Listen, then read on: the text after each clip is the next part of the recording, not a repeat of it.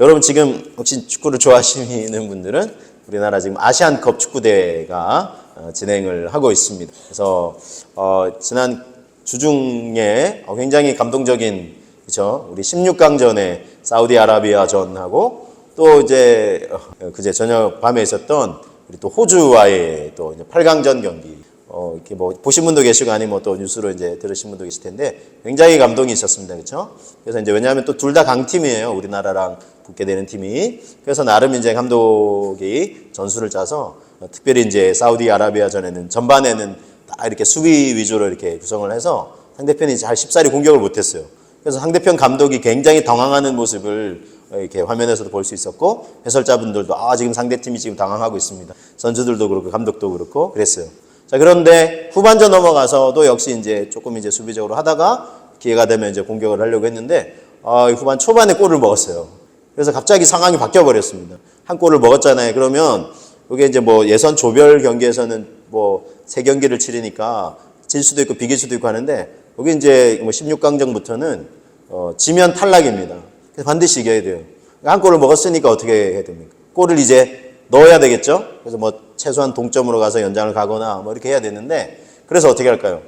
우리나라 감독이 갑자기 이제 선수를 이제 교체를 막 하는 중반부부터 그래서 공격적으로 나가야 되니까 그래서 이제 대응을 해서 여러분 아시겠지만 이렇게 끝나면 안 되는데 이렇게 지나보다 했는데 끝나기 직전에 그렇죠? 1분 남겨놓고 다 이제 골을 넣고 연장으로 가서 연장전에서 이렇게 열심히 했지만 골을 못 넣고 승부차기까지 가서 사우디아라비아전입니다. 그래서 딱 또 골키퍼가 멋지게 이제 두 골을 이제 막아내고 해서 저희가 이겼어요, 그렇죠? 뭐 사우디아라비아전뿐만 아니라 호주전 경기도 얼마나 참 비슷한 양상으로 흘러가서 굉장히 심장이 아주 이렇게 뛰기도 하고 했는데 어쨌든 여러분, 자, 왜 제가 축구 얘기를 드리냐면 나름 이제 이 승리하기 위해서 감독이나 선수들이 전략을 짜죠, 그렇죠? 전술 전략을 짭니다. 자, 그래서 이게 처음에 우리가 짠 전략과 전술이 상대편한테 우리가 효과적이다 하면 계속해서 나가면 되지만 갑자기 상황이 바뀔 수가 있어요. 우리가 지금 골을 먼저 먹었단 말이에요. 그럼 어떻게 해야 되죠?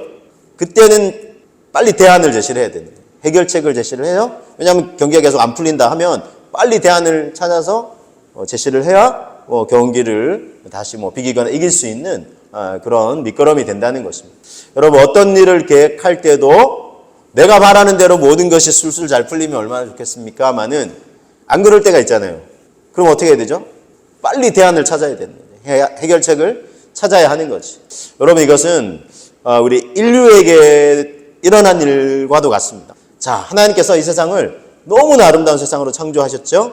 그래서 지으실 때마다 하루하루 창조의 작업을 진행하실 때마다 보시기에 좋았더라 하셨고 6일째 이제 사람을 하나님의 형상대로 지으시고 만물을 하나님을 대리하여 잘 관리하라 라고 이렇게 사명을 맡기신 후에 하나님이 그 광경을 보시면서 보시기에 심히 좋았더라 하셨어요. 그렇죠? 그리고는 이제 7일째 안식하시면서 지으신 그 모든 것이 다 하나님 지으신 대로 잘 유지 보존되는 것을 보시면서 기뻐하셨어요. 자, 이것이 참 처음에 하나님께서 이렇게 계획하신 대로 계속 되어 간다면 얼마나 기쁘고 행복하겠습니까만은 그러나 이제 중간에 상황이 바뀌게 되죠. 어떤 상황이 생겼습니까? 안타깝게도 인류에게 이제 죄가 침투해 들어오게 되죠. 그래서 아담과 하와가 참 안타깝게도 하나님처럼 되려고 하는 사탄이 이렇게 막 부추겨서 그래서 이게 하나님이 절대 먹지 말라고 한 먹으면 반드시 죽을 것이라고 한 선악을 알게 하는 나무의 열매를 먹었더니 상황이 바뀌었어요. 그래서 원래 하나님이 계획하신 세상이 아니라 갑자기 이게 모든 상황이 다 바뀌어져 버렸다는 것입니다. 모든 게 달라졌어요. 아담과 하와가 불순종한 이후에 범죄한 후에 어떻게 달라졌을까요? 그걸 제가 여러분에게 오늘 말씀을 통해서 소개를 해드리고 그러면 그 달라진 것에 대해서 하나님께서 어떤 대안을 우리에게 제시해 주셨는지 함께 나누기를 원합니다. 자, 먼저는요. 첫 번째는 수치와 부끄러움을 알게 됐어요. 모든 인생들이 창세기 3장 7절에 이렇게 소개를 하고 있어요. 이에 그들의 눈이 밝아져서 선악과를 먹은 이유입니다. 눈이 밝아져서 자기들이 벗은 줄을 알고 무화과 나무 잎을 엮어 치마로 삼았더라 그랬어요. 그전에는 수치 부끄러움 몰랐어요. 근데 이제 수치와 부끄러움을 이제 보게 되고 알게 된 거예요. 그러니까 이거 부끄러워 창피해 무화과나무 풀 엮어서 이제 막 가리려고 하는 것입니다. 그래서 이제 수치와 부끄러움을 알게 됐는데, 어느 목사님이 한 집사님 가정에 이제 신방을 약속하시고 이제 가시게 되셨어요. 근데 이제 조금 일찍 도착하셨네요. 한 10여 분 일찍 도착을 하셨어요. 그래서 어떻게 할까 하다가, 좀 미리 양해를 구하고 들어가면 되겠지 하고 문자로 이제, 집사님 저 조금 일찍 도착했습니다. 내가 들어가도 되겠습니까? 했는데, 몇 분 기다려도 답이 없어요. 답이 없어요. 그러니까 무작정 들어갈 수는 없잖아요. 그래서 다시 한번, 좀 괜찮으시면 제가 들어가도 되겠습니까? 했더니 이제 답이 계속 이렇게 없어서 목사님께서 이런 문자를 보내셨어요. 요한계시록 3장 20절을 보시고 답을 주세요. 그랬는데, 요한계시록 3장 20절은 어떻게 되어 있냐면, 제가 소개해드릴게요. 읽어드릴게요. 볼지어다 내가 문 밖에 서서 두드리노니 누구든지 내 음성을 듣고 문을 열면 내가 그에게로 들어가 그와 더불어 먹고 그는 나와 더불어 먹으리라. 그러니까 내가 문 밖에서 지금 기다리니 빨리 이제 문을 열어달라, 이런 의미로 이제 보냈어요. 그랬더니 얼마 후에 답이 왔어요. 문자로 답이 왔어요. 창세기 3장 10절 하반절을 보세요. 그랬어요. 창세기 3장 10절 하반절은 어떻게 되어 있냐면요. 내가 벗었으므로 두려워하여 숨었나이다. 이렇게 되어 있어요. 자, 여러분. 그래서 수치와 부끄러움을 알게 됐고, 두 번째는요, 두려움의 감정을 느끼게 됐어요. 인간이. 두 번째, 두려움의 감정을 느끼게 되었다. 제가 소개해드립니다. 자, 제가 조금 전에 소개해드렸던 창세기 3장 10절. 이렇게 됐어요. 전체를 한번 보시면, 창세기 3장 10절. 이르되 내가 동산에서 하나님의 소리를 듣고 내가 벗었으므로 두려워하여 숨었나이다. 그랬어요. 범죄한 아담에게 너 왜 그랬니? 하나님 이제 물으시니까, 제가 하나님의 어디 있느냐? 네 어디 있냐? 이렇게 하나님 물으시니까, 제가 동산에서 하나님의 소리를 듣고 내가 벗었으므로 두려워하여 숨었나이다. 그랬어요. 이게 두려움의 감정을 또 느끼게 된 거예요. 수치와 부끄러움에 이어서 두려움의 감정이 인간의 마음속에 이제 자리 잡게 되었습니다. 자, 이게 왜냐하면 자신이 하나님의 말씀에 불순종했잖아요. 그리고 결국 죄를 범했잖아요. 그렇죠? 그러니까 그 죄에 대해서 이제 하나님께서 이제 물으실까봐, 죄의 형벌을 내리실까봐 두려워하게 된 것입니다. 그래서 인간의 마음. 그래서 여러분, 우리가 이런 말이 있잖아요. 죄 짓고는 평안히 못 산다. 그렇잖아요. 뭔가 이렇게 죄를 진 게 있으면 두렵죠. 그렇죠? 그래서 두려움의 마음이, 그래서 뭔가 이렇게 좀 잘못한 게 있으면 경찰 막 사이렌 소리만 들려도 깜짝 화들짝 놀라고 이렇게 막, 그래 두려워서 이게 어떻게 온전히 살 수가 없어요. 평안히. 두려움의 감정을 느끼게 되었고, 그리고 결국 어떻게 됐냐면 결국 죽음에 이르게 되었어요. 하나님 반드시 죽으리라고 말씀하셨죠. 물론 당장 죽은 건 아니지만 결국 죽게 됐어요. 창세기 5장 8절 아담에 대해서 이렇게 소개하고 있어요. 기록하고 있습니다. 아담은 930세를 살고 죽었더라 그랬어요. 자, 아담의 족보, 또 노아의 족보 이렇게 쭉 이어지는데 모든 인생들이 이제 죽음을 경험하게 됐어요. 물론 이제 이렇게 900세, 아담은 930세 살았어요. 처음엔 한 900여 세 평균 살았어요. 800세, 700세, 600세. 와, 그렇게만 살 수 있어도 얼마나 좋아요. 그렇죠? 근데 갑자기 어느 순간부터 한 200세, 100세, 지금은 100세 살아도 잘 살죠. 왜 이렇게 수명이 급격히 단축됐냐면 중간에 무슨 사건이 있었을까요? 노아의 홍수 사건 이후로 인간 생태계가 완전히 자연환경에 바뀌게 돼요. 그래서 인간이 더 오래 살고 싶어도 살 수가 없어요. 지금은 100세 살아도 와, 장수하시네. 이렇게 하면서 100세 정도만 돼도 오래 산다 하지만, 그러나 모든 인생이 결국 또 죽음을 피할 수가 없는 그런 상황에 놓이게 되었어요. 자, 이처럼요, 인간은 수치와 부끄러움을 알게 됐죠. 그리고 두려움의 감정을 느끼게 됐고, 또 결국 죽음에 이르게 되었어요. 신학자이자 철학자인 폴 틸리가 이렇게 얘기했어요. 인간에게는, 현대인에게는 세 가지 불안과 공포가 있다. 두려워 떠는 게 있는데, 첫 번째는 무의미한 삶에 대한 두려움이 있다. 그러니까 삶을 열심히 수고하고 살아가는데 내 인생을 돌아보면서 내 인생이 이게 뭐지 이게?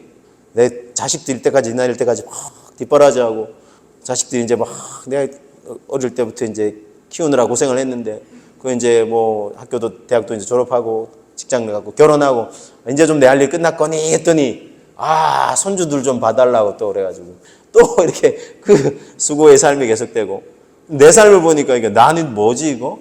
내가 그냥 내 삶은 없는 것 같아요.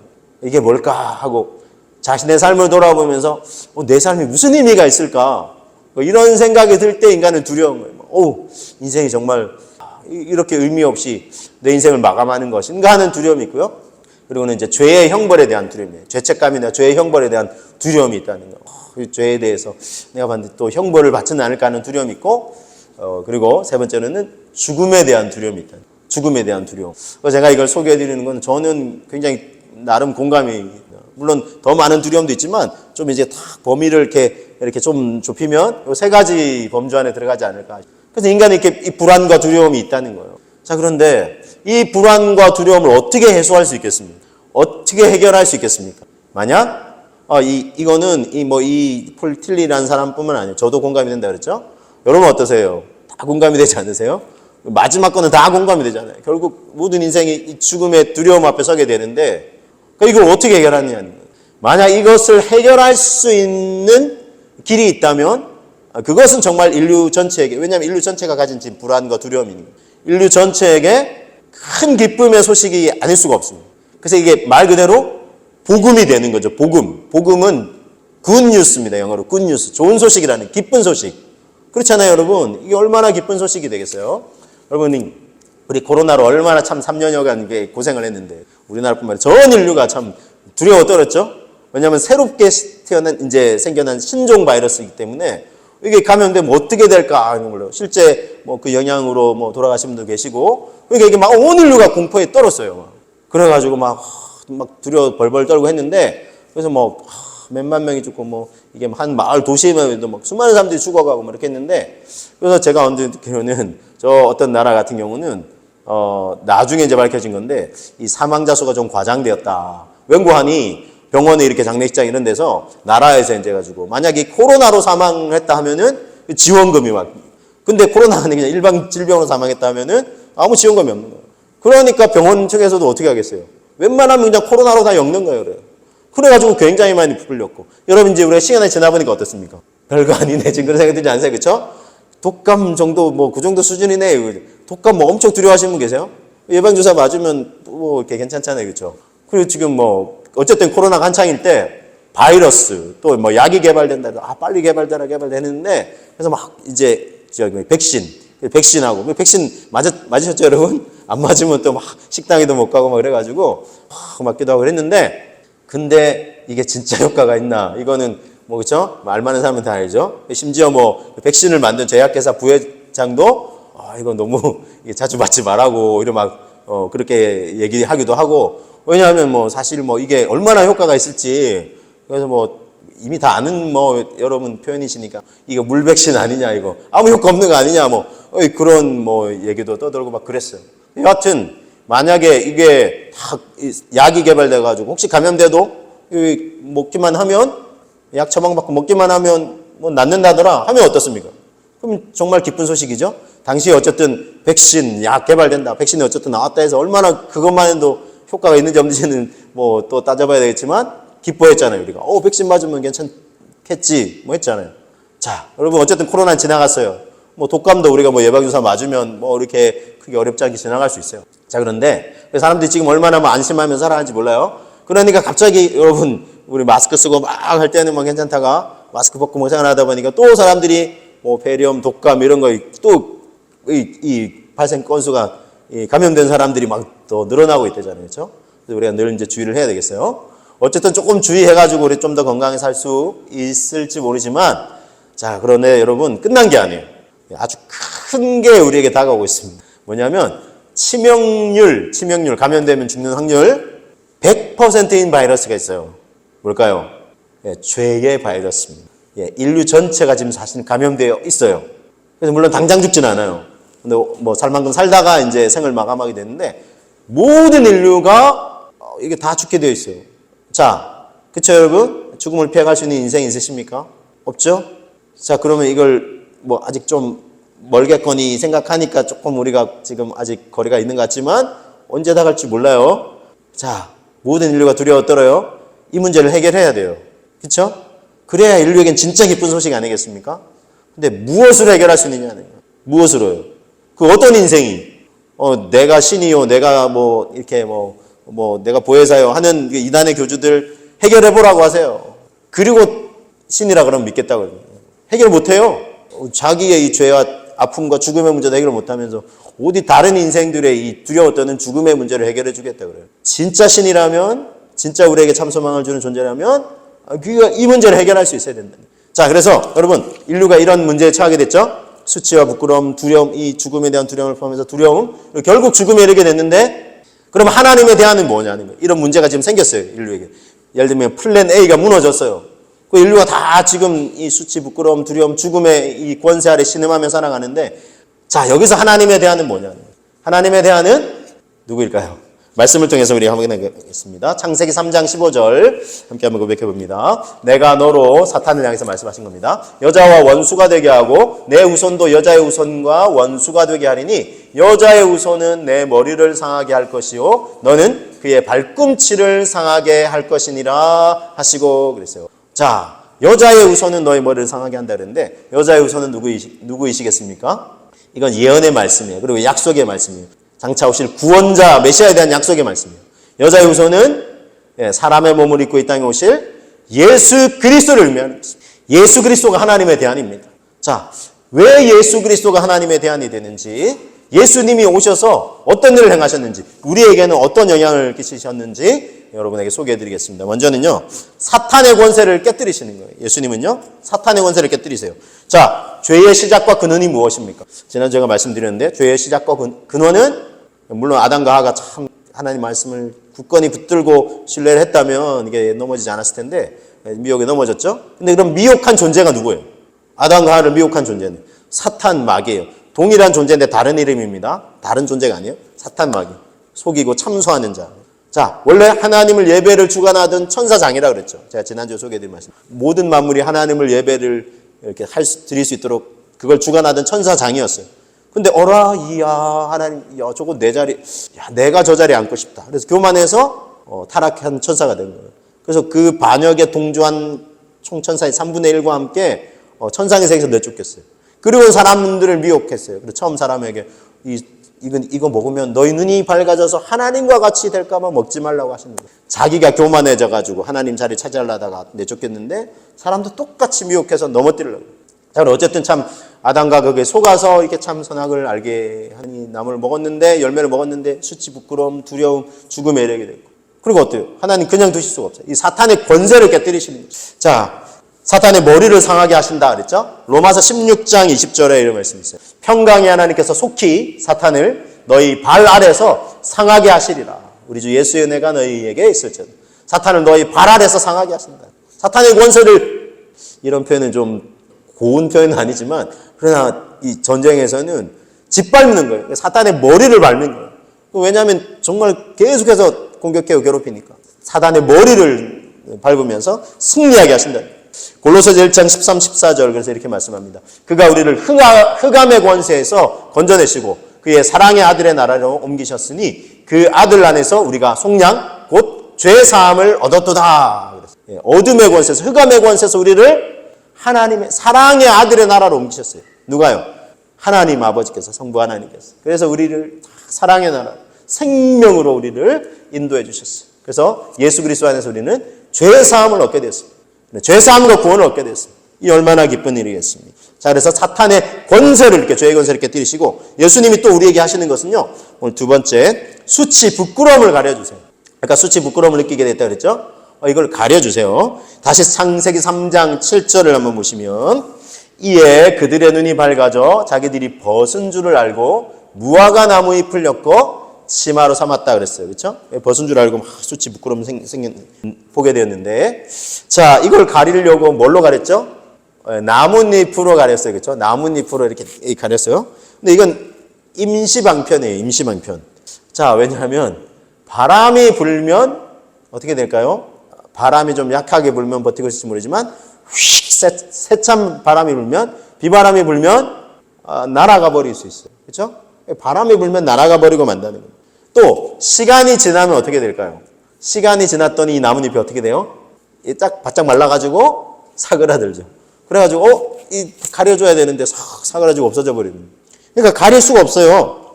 여러분, 사람들은요, 자기 수치 부끄러움을 가리려고 마치 이 온갖 동원하는 것들이 나뭇잎과 같아요. 예를 들면 이제 많이 배우면은 나 내가 가방끈이 길고 뭐 나 박사학위도 있고 뭐 말해가지고 내가 얼마나 대단한 줄 아냐. 근데 그거 오래 못 가요. 그게 뭐 이게 참된 생명을 주는 지식도 아니에요. 왜냐하면 이 세상에 어떻게 존재하게 됐는지, 죄는 어떻게 세상에 들어오게 됐는지, 이 세상 이게 그러면 죄와 사망의 권세를 신음하며 살다가 끝인지, 죽은 다음에 어떤 일이 기다리고 있는지, 뭐 천국이 있는지 없는지, 박사학위 뭐 몇 개 있다고 해도 알 수가 없어요. 이게 헛똑똑이. 그러니까 이걸로 가릴 수가 없어요. 그 다음에 많이 가지면 사람들한테 내가 얼마나 내가 많이 가진 줄 아냐고. 가지면 막 대단한 줄 아는데, 이것도 여러분 우리 죄송하지만 우리 하나님께 가까이 갈 때 이거 다 끌어안고 가시는 분 계세요? 하나도 못 가져가요. 그렇죠? 그래서 오죽했으면 알렉산더 대왕은 죽을 때 내 관에 양쪽에 팔을 이렇게 손을 딱 이렇게 내가지고 이렇게 손을 딱 내보이게 하라고. 왜 그러시냐니까. 내가 엄청난 권세 권력 가지고 한 것 같지만 갈 때 아무것도 없이 빈손으로 가는 거 알게 하라고. 그래요, 빈손이에요. 이게 수치 부끄러움 온전히 가려줄 수 있는 거 아니에요. 그 다음에 또 많은 성과를 이루면, 많은 성과를 있고 많은 명성 인기를 얻으면 수치 부끄러움이 가려줄 줄 아는데 절대 그렇지 않습니다. 지금 보세요. 높은 자리에 있고 이러신 분들 이렇게 또 우리 가끔 이제 나라에서 이렇게 사람을 세울 때 청문회 하는 거 보면 다 드러나요. 대단한 사람인 줄 알았는데 차라리 안 나왔으면 좋을 법이었지. 근데 나갔는데 자기도 그렇게까지 자기가 이렇게 다 드러날 줄 몰랐어요. 그걸 수치 부끄러워가지고 나중에는 그냥 나 그냥 안 하겠다고. 근데 이미 다 알려진 거예요, 세상에. 그걸로 가려지지가 않는다는 겁니다. 자, 그러면 이 수치 부끄러움에 노출된 이 인생들을 향한 하나님의 대안은 뭘까요? 자, 3장 21절에 여호와 하나님이 아담과 그의 아내를 위하여 어떻게 했어요? 가죽옷을 지어 입히셨어요. 가죽옷. 가죽옷? 자, 가죽옷은 어떻습니까? 비바람 불어도 끄떡없어요. 자, 시간이 지나면 더 단단하게 질겨져요. 그 시간이 지날수록 더 질겨져서 딱 가려줘요. 맞춤 딱 하나님. 자, 근데 가죽옷은 무엇을 의미합니까? 이건 예수 그리스도를 예언하는 거예요. 상징하는 거예요. 그래서 여러분 구약 성경은요, 예수 그리스도에 관한 예언들로 가득 차요. 이 가죽옷, 아까 여자의 우선 가죽옷도 마찬가지예요. 자, 가죽옷이 왜 예수 그리스도를 상징하냐면 동물의 피 흘림의 희생이 필요해요. 그렇죠? 동물의 가죽을 벗기는 거잖아요. 그리고 동물이 죽는 거예요. 피를 흘리는 거예요. 예수 그리스도의 희생, 십자가의 죽으심을 피 흘리심의 희생. 그것이 우리의 수치와 부끄러움을 가려주신다는 거예요. 그래서 많이 못 배우고 많이 못 가지고 많이 대단한 성과 내가 별로 한 것도 없는 거 괜찮아요. 우리 주님이 다 가려주시고. 그리고 참 이렇게 율법에 의해서 정죄받아야 될 그런 한 불쌍한 여인을 향해서 예수님이 다 막아주셨잖아요. 가려주셨잖아요. 수치 부끄러움을 가려주십니다. 예수님이 그런 분이십니다. 그래서 하나님에 대한 예수 그리스도. 자, 우리가 이 예수 그리스도 수치와 부끄러움을 가려주세요. 얼마나 감사해요. 수치 부끄러움 없는 인생이 어디 있겠어요. 그렇죠? 이게 내 안에 있는 거 다 드러나면 얼마나 부끄럽겠습니까만 주님은 참 십자가에서 흘리신 거예요. 우리의 수치 부끄러움을 가려주시고 딱 안아주신 주님의 사랑이 저와 여러분과 함께 하시는 줄로 믿으시길 바랍니다. 자, 또 모든 인생이 죽음의 두려움에 떨게 됐죠. 그래서 하나님에 대한 세 번째는요, 예수 그리스도를 통해서 죽음을 이기는 소망을 주신다는 거예요. 이게 결정적인 거예요. 모든 인생이 이 죽음의 두려움 앞에 벌벌 떠는데 죽음을 이기는 이 소망을 주세요. 창세기 3장 15절 다시 보겠습니다. 내가 너로 여자와 원수가 되게 하고 너의 후손도 여자의 후손과 원수가 되게 하리니 여자의 후손, 즉 예수 그리스도는 사탄 너의 머리를 상하게 할 것이다. 자, 그런데 이어지는 말씀 보니까 사탄 너는 그의 발꿈치를 상하게 할 것이니라 그랬어요. 이게 무슨 말씀입니까? 사탄도 공격을 해요. 그래서 예수님도 상함을 입는다는 거예요. 발꿈치를 상하게 된다는 것입니다. 자, 그래서 여러분 예수님도 이 땅에 오셨어요. 그래서 사탄 마귀가 특별히 유대인 지도자들 이런 사람들 통해서 계속 정죄하면서 죽음으로 몰아가요. 예수님. 물론 그것 또한 하나님의 뜻을 이루는 것이죠. 인류의 대속제물, 대신 죽어주시는 제물이 되기 위해서 예수님이 죽으셔야 해요. 근데 그런 거를 모르면서도 어쨌든 하나님 뜻을 이루는 거예요. 유대 지도자들이나 로마 병사들이. 그래서 계속 정죄하고 죽음에 이르게끔 이제 몰아가게 되는데, 영화 패션 오브 크라이스트 보면은 이 사탄이 예수님이 이렇게 고난 당하시고 이제 십자가에 탁 달려서 고통 가운데 계실 때에 군중 무리들이 정말 이렇게 어떤 사람을 안타까워서 바라보고 또 막 유대 지도자들이라 막 당연하듯이 제가 뭐 어떻게 지가 신이라고, 신의 아들이라고 죽어야 돼 하면서 죽어 마땅히 하면서, 그리고 로마 병사들도 막 이렇게 창으로 엮고 찌르고 하면서 그렇게 막 조롱하고 비웃는 그런 사람들과 안타까워 여기는 사람 다 같이 있죠. 근데 그 무리들 가운데 사탄이 착 지나가면서 미소를 착, 왜냐면 내가 이겼다. 너 죽지 이제 내가 이긴 거야 하면서 사탄이 자기가 이긴 것처럼 막. 자, 근데 여러분 어떻게 됐습니까? 예수님 그리고 죽으셨죠. 사탄이 얼마나 쾌재를 불렀겠어요. 내가 이겼다 이거. 근데 어떻게 되셨죠? 예, 죽음으로 끝난 게 아니죠, 그렇죠? 예, 끝난 게 아니에요. 죽음의 권세에서 부활하셨어요. 죽으면서 이기시고 부활하셨어요. 여러분 이런 표현이 있어요. 스포츠계의 아주 유명한 명언인데, 끝날 때까지 끝난 게 아니다. 끝날 때까지 끝난 게 아니라는 거예요. 여러분 이번에 축구 경기 제가 우리나라 2경기 연속으로 그렇죠? 이렇게 거의 수세에 몰렸는데 이렇게 진짜 끝나게 한 1분여 정도 남아놓고 동점골 넣고 두 경기 다. 그리고 한 경기는 연장 가서 16강전에는 연장전에도 승부를 못 내서 승부차기 해서 이기고, 호주전하고 경기에도 그렇죠? 이렇게 끝나면 안 되는데 하고 아이고 안타깝네 이러고 있는데 또 다 끝나기 몇 분 전에 골 넣고, 연장전 가서 이번에는 다 골을 넣어서, 연장전 가서는 이제 손흥민 선수가 멋진 페널티 이제 프리킥 골을 넣어가지고 그렇죠? 얼마나 막 우리를 기쁘게 했는지. 끝날 때까지 끝난 게 아닙니다, 그렇죠? 그래서 아마 그래서 한국 축구에 별명이 붙었대잖아요. 무슨 별명인지 아세요? 저는 그런 표현 별로 안 좋아하지만 좀비 축구라고 그러는데 뭐 성경적인 그 근거는 없는 거지만, 좀비는 뭐 이런 거 없겠지만, 왜냐하면 끝까지 살아서 끝난 줄 알았는데 막 살아나가지고 막 그래가지고 이런 게 어디서 났을까? 정신력이 대단한 주장 손흥민 선수가 선수들 보면 이렇게 우리가 후회하고 돌아갈 거냐 모든 걸 다 쏟아붓자. 체력적으로 더 힘든 상황인데 상대팀보다 모든 걸 쏟아붓고 승리를 거두죠. 이런 게 어디서 났을까 했더니 2002년에도 그쵸, 우리가 그런 경험들이 있어요. 16강전 이탈리아전 할 때 그때도 막 골을 먼저 먹고 막 뒤에 몰렸는데, 후반전 가서 동점골 넣고 가서 영전전 가서 그때는 결승골 제도가 있었어요. 결승골 넣어가지고 승리해도. 아마 그런 것들이 우리 선수들 안에 축적되어 있어서, 그래서 우리 선수들이 지난 월드컵 때도 중요한 것은 뭐라고 했어요? 중꺾마라고 혹시 아시죠? 중요한 것은 꺾이지 않는 마음이다. 그래서 힘들고 수세에 몰려도 꺾여서는 안 된다. 포기해서는 안 된다. 그렇죠? 자, 그래서 여러분, 이런 정신력. 근데 여러분, 이게 성경에서 우리에게 이미 보여주시고 계신 거예요. 예수님이 어떻게 됐습니까? 예수님이 다 고난 당하시고 십자가에 죽으셨어요. 끝났습니까?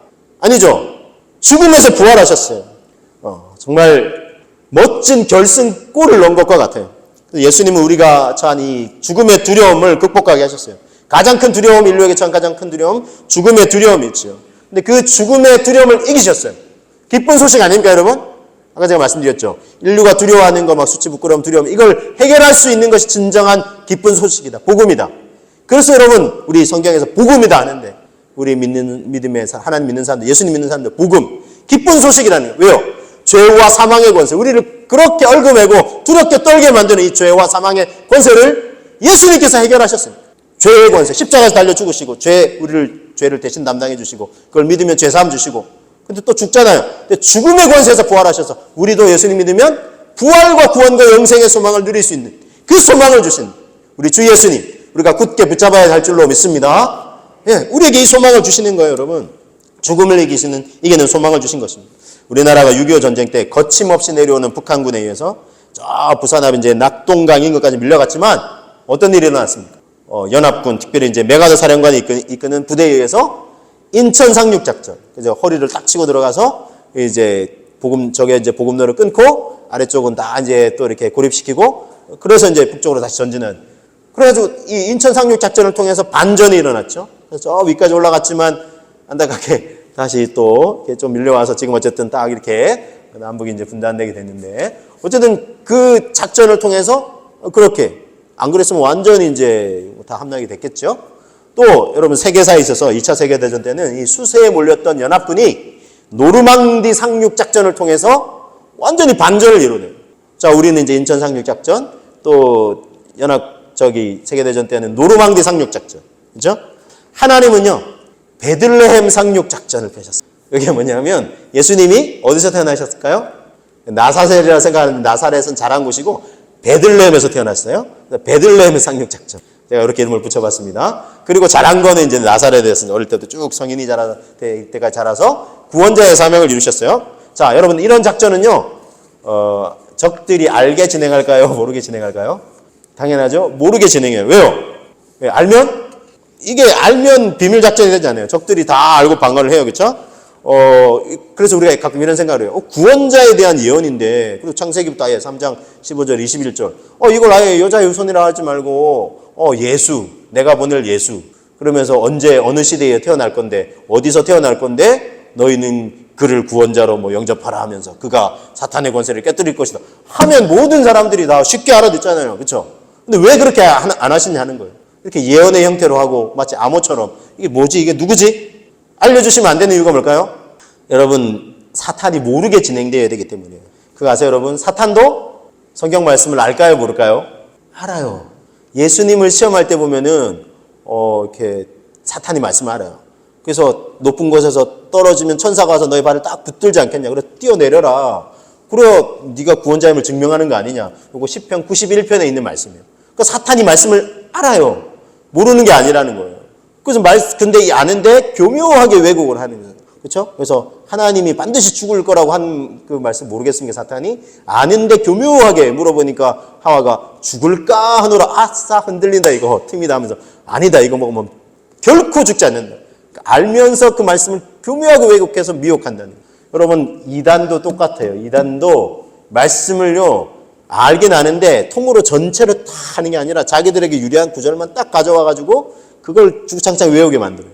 그래가지고 자기들이 성경을 오히려 더 잘 아는 것처럼 일반 우리 교회를 다니는 정통 교인들이 오히려 성경을 모르는 것처럼만 그래요. 근데 자기들이 몰라요. 참 안타까워요. 어쨌든 여러분 알면 방해를 해요. 그래서 예언의 형태를 주신 거예요. 만약에 여러분 예수님 당시에 헤로드 왕처럼요 남자들 다 죽이라 그랬잖아요. 왕이 왔다 그러니까 내가 왕인데 누가 또 새로운 왕이 태어난다고. 그러니까 악의 형으로 온다는 게 다 죽여버리는 거예요. 남자 아기들. 그래서 여러분 모르게 작전을 전개하는 거예요. 그래서 하나님은 결국 승리하셨어요. 사탄, 죄, 사망의 권세를 이기시고 승리하셨고 예수님을 구원자로 믿은 우리에게도 죄 사함과 구원, 영생의 소망을 주시는 것입니다. 자, 베드로전서 1장 3절 말씀. 우리 주 예수 그리스도의 아버지 하나님을 찬송하리로다. 그의 많으신 긍휼대로 예수 그리스도를 죽은 자 가운데서 부활하게 하심으로 말미암아 우리를 거듭나게 하사 산 소망에 있게 하십니다. 예수 그리스도를 죽은 자 가운데 부활하게 하셨어요. 그래서 우리에게 무슨 소망을 주신다고요? 산 소망을 주셔요. 이거 살아있는 소망이고요. 살 수 있다는 소망이고 영원히 산다는 소망이에요. 그 소망을 우리에게 주신다는 거예요. 여러분 얼마나 감사합니까? 모든 인생의 죽음에 두려움을 벌벌 떨 수밖에 없는데 이 죽음의 끝이 아니라 끝난 게 끝이 아니라 예수님도 죽음에서 부활하셨듯이 우리에게도 죽음의 권세에서 부활해서 죄사함 구원 영원한 생명을 얻게 하신다는 거예요. 이게 살아있는 소망이고 살 수 있다는 소망이고 영원히 사는 소망인 것이. 여러분 정말 우리가 예수 그리스도를 통해서 하나님의 대안이에요. 모든 인류가 두려움에 떨지만. 그래서 오늘 말씀을 정리 요약해 드립니다. 아담과 하와가 범죄함으로 인해서 모든 게 달려졌어요. 수치와 부끄러움을 알게 됐죠. 두려움의 감정이 인간을 막 지배하기 시작했어요. 결국 죽음에 이르게 되었어요. 저는 하나님의 대안은요. 인류가 이렇게 실패하고 무너졌지만 하나님의 대안은 예수 그리스도. 예수 그리스도의 이 땅에 오신 십자가 죽으신과 부활을 통해서 사탄의 권세를 깨뜨리시고 우리의 수치와 부끄러움을 가려주시고 죽음을 이기는 살아있는 소망, 영원한 생명의 소망을 주시는 주 예수를 다시 한번 굳건히 붙드심으로 말미암아 우리가 죄사함 받고 구원받고 영원한 하나님의 나라를 소유한 하나님의 백성임을 감사함으로 누리시며 자부심을 가지시고 오늘도 행복하게 인생길 믿음의 길 걸어가시는 저와 여러분 되시기를 주님의 이름으로 축복합니다.